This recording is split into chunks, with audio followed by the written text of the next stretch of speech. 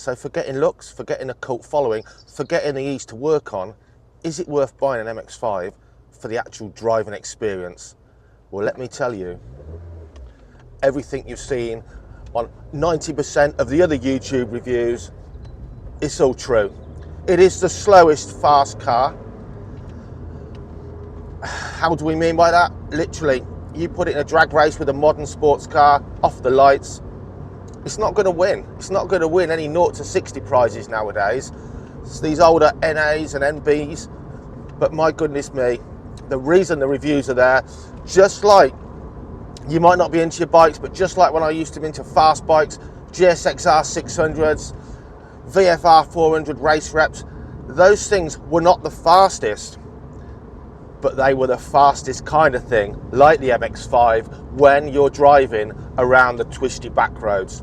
That's when they're incredibly fast sports cars. So when people say they're not even a sports car, they're not fast enough, they're the people that can't ride bikes, that can't drive cars, that measure the car's performance purely, whoa, on its gear change, purely on its 0 to 60 or its top end speed, or even its horsepower alone.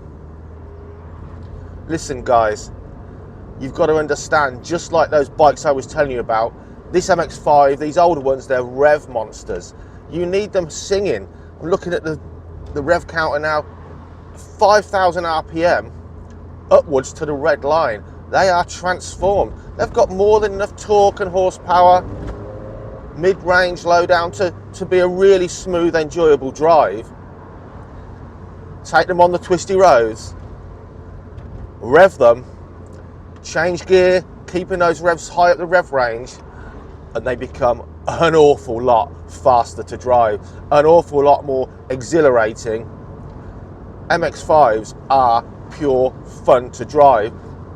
Unlike a lot of bigger stuff, they're not clunky, they're not hard work, they're not heavy clutched when you're not hammering it around the twisty roads.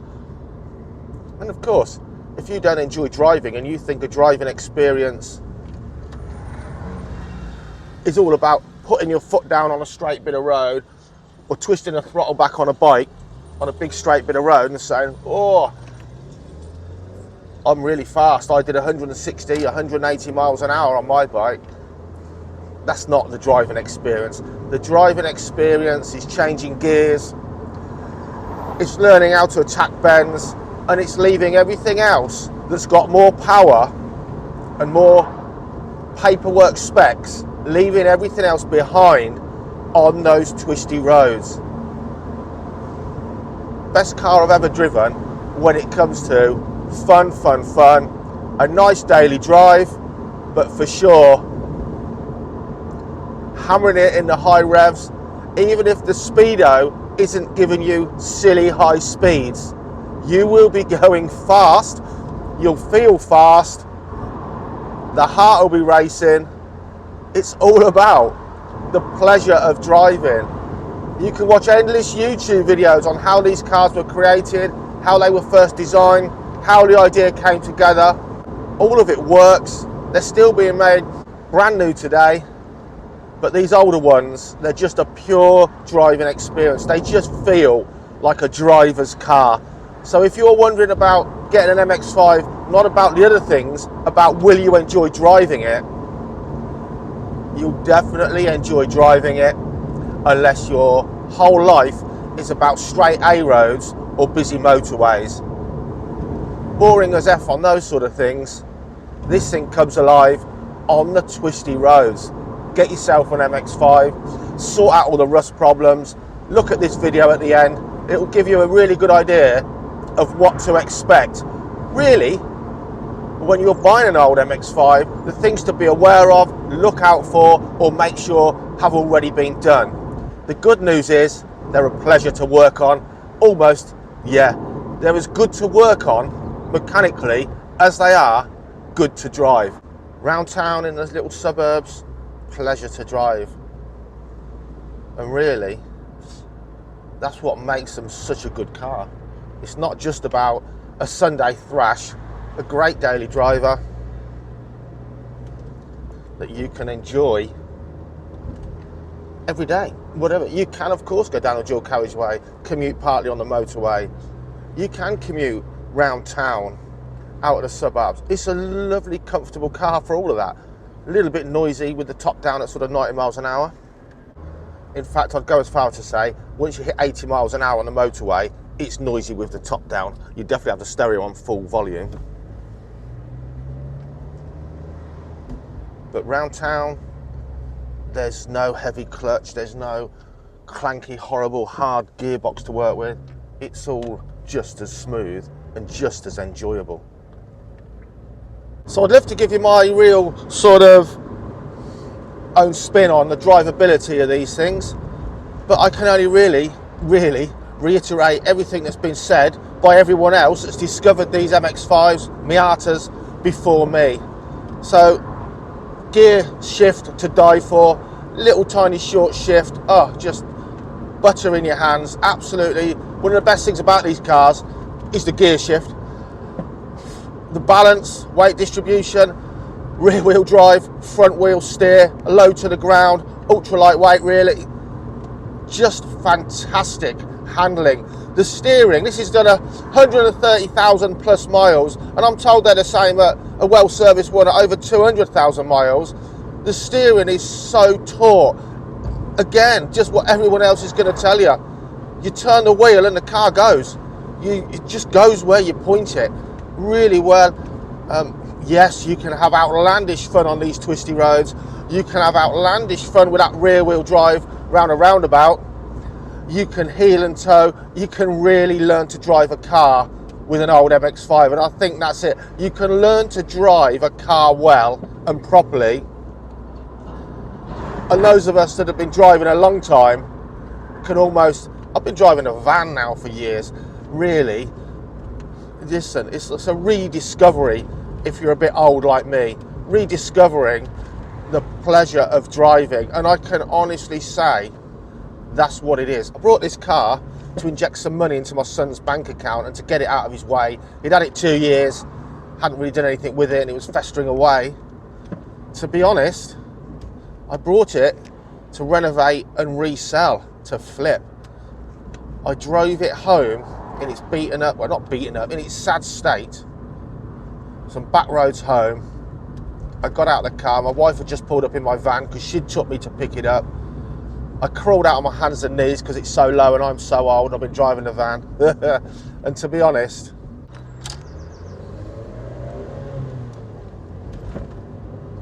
I got out with a massive cheesy grin on my face. My wife said, I haven't seen that grin since you sold your last motorbike. Well, that was a sad day, but you know what I mean. So I haven't seen you grinning like that since you had motorbikes. I love my van. My van is my workshop, shed, man cave, vehicle on wheels.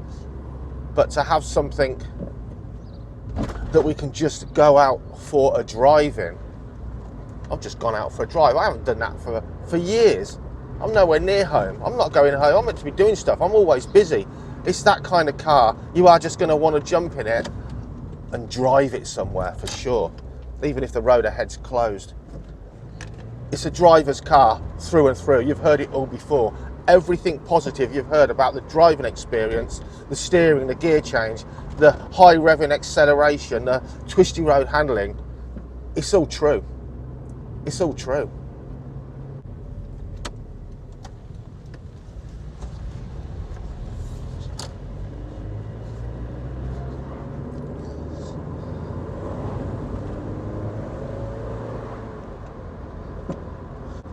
For all this amazing driving experience, one word of caution, really. If you're buying one as your daily driver and you live in the UK, or you live in parts of the world, the US, Europe, where the winter roads are salted, as a daily driver, think about the water coming off your tyres and where it goes, every nook and cranny under that vehicle, and once the salt's on the road, guys, these Mazdas, I'm afraid they're designed to rot underneath. Every single thing of them will rust. So for goodness sakes, rust prevent every bit you can under your car. It's worth every penny. do it yourself, have a messy day, wire wooling or wire brushing and wax oiling or lana guarding or something, or it will rot away. That is the downside of the driving experience of these cars. As an all year round daily driver, if you live anywhere the roads are salted, guys, it's going to deteriorate every single winter unless you can slow down that rust and that rot that the salt will attack or make. And you know what the sad thing is? Even if you're buying a brand new one, they're pretty much still as good at sort of not going rusty as each other. They're rust buckets. Make sure you prevent that. Really try your best. But if you want a car for a Sunday drive, I'm just going to treat this like I did my motorbikes. I wanted to go out and hammer them, wheelie them, knee down ride them, and it was all about sticky tyres and dry weather. This is going to be, I hope, a fun car. I don't need to drive it in the wet or the salt, so I'm lucky in that respect. But twisty roads, accelerating from the line, it's fast. It's just not as fast as new modern fast cars. Rev that thing, that's 6,500 revs. We're doing 80 miles an hour allegedly on a private road. And at this speed, keep your hat on, keep your wig on, with the top down. It's a bit windy. I'm 6 foot. It's going to be tough if you're over 6 foot. You will fit in one, but your head's starting to poke up above the windscreen. Equally, I didn't want to be some old man with a baseball cap and sunglasses on driving an mx-5, midlife crisis-esque. And I thought, I'm not wearing a baseball cap like all the other old men. Yeah, unless you're bald, you're going to wear a baseball cap. Unless you're small or you're bald, because it just batters your hair and your head. I don't care what my hair looks like, but it's a bit annoying when it's getting battered all over the place. You kind of, yeah, you stick out nearly above the windscreen as soon as you start getting taller than 6 foot for sure. It's worth it, don't worry. So this is the MB 2.5 model, the second generation really, with a facelift of the mx-5 Miata. Interior, I love it. My cars, when I was really in my formative time, were Mark 1 Golf GTIs. I used to strip them down, every single part of an engine. Cam belts, clutches, I did it all. That was what I did. Volkswagen Siroccos. So my sort of, even XR2s, my heyday of being a lad, it was late 80s cars. This is a modern car by those standards. The interior's more modern. This has got aircon, electric windows, heated seats, and lovely leather seats. But it's not modern. It's not modern, it's 25 years old nearly. It's just right. You've got the luxuries, but it still feels like a sports car. It's stripped down, it's rugged. Yeah, it looks good, it feels great to be in. And as small as it is, and as big as many of us are, and I'm not tall by any means, it fits fine. You crawl into it and you think, oh, my knees maybe. You adjust your seats, there is enough room to stretch your legs right out. You can get your foot pedal and your legs and your feet and ankles all in alignment. The seats, they're leather and they're a little bit slippy, but they hold you in. When you accelerate, they cuddle you there. It's good. The interior's good. I like it. I like the look of it. I like the functionality of it. They're known for their little air vents, their little eyeball air vents. At this age, they start to get a little bit loose. One of mine's a little bit loose. If you point it down, it kind of just flops about. Do you know what? Who cares? Wedge a little bit of card in there. Get another one. Don't bother. It's all good. But for such an old car, and it's not low mileage, remember, not is this for its age, but it's 130,000 miles. This car's used and worn. Little cut in one of the seats. It's just good. And I think that's going to sum up this video. Are you wondering whether to get an MX-5 because you're wondering, is the driving experience any good? Let me tell you, the whole driving experience is just good.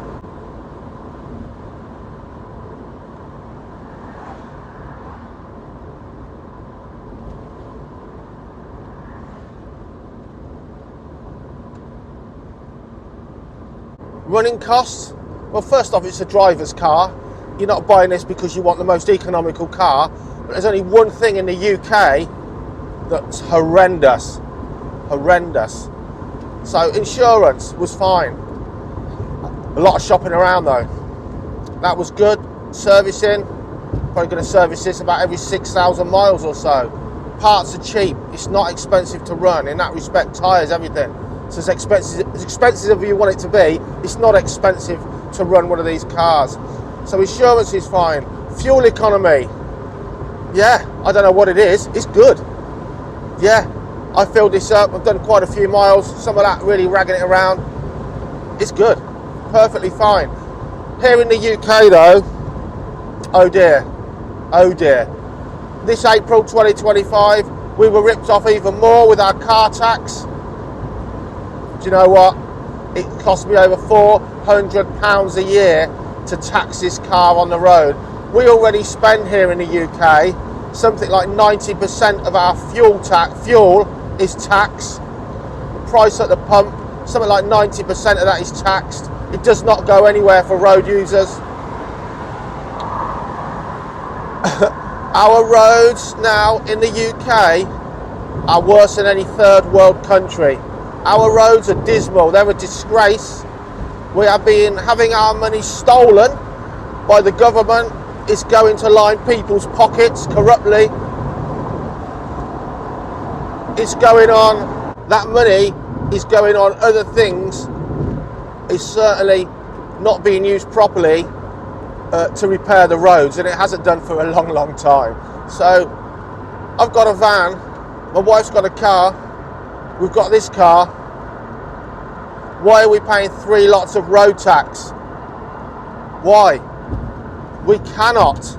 It's impossible for my wife and I to be driving 3 vehicles at the same time between us. It's an absolute rip-off. Both vehicles can't be wearing out the roads at the same time. I've got 2 vehicles, I can only drive one, and yet the combined road tax is ridiculous. So that's the only downside in the UK. Another £400 a year to drive what might be a fun car for you, what might sit around a lot of the time, not wearing out any roads. And yet we're driving on roads that really you want a big 4x4 vehicle to get around in safely and without damaging that vehicle too much. And yet they're taxed to the hilt because they don't want you to have them for, yeah, they say for the climate. What a load of rubbish.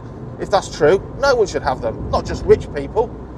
Poor people, anyone should afford a 4x4 to drive on roads that are like dirt tracks. So it's all a bit of a con. That's the only downside.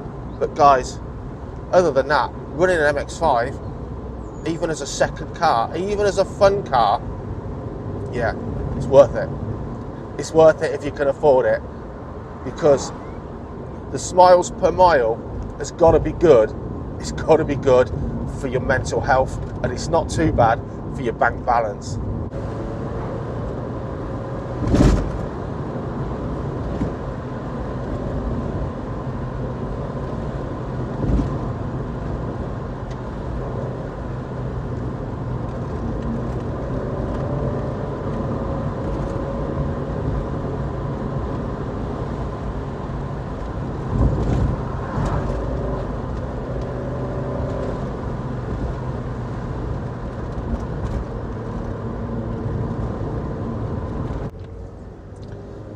Of course, a well cared for example is going to be everything I've described to drive. We're talking road driving. You can uprate everything. You can renew everything. You can get them aligned and really, really spot on. But for most people, a well cared for example is going to be everything I've described. It really is. You can add in things like stronger or adjustable strut braces. You can change the suspension. You can change the brakes. You can put better, stickier tyres on. There's so much you can do to these cars. They are the queen of modifications. You can make your mx-5 not just unique and your own to look at. When it comes to handling and ride, you can modify everything. And a lot of that stuff if you can twiddle a spanner, you can do it yourself. So they're right for modification, even though they really are damn good in stock form.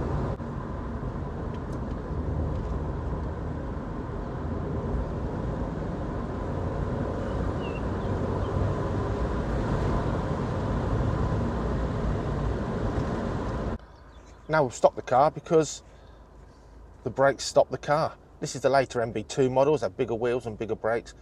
The older MX-5's brakes, as long as they're maintained, they work good for road driving. But of course, like everything else, you can modify and upgrade them to suit your needs, along with the suspension and the tyres. But well-maintained brakes, for most of us driving them on the road, they're good. This car's lightweight and small. The brakes do a good job.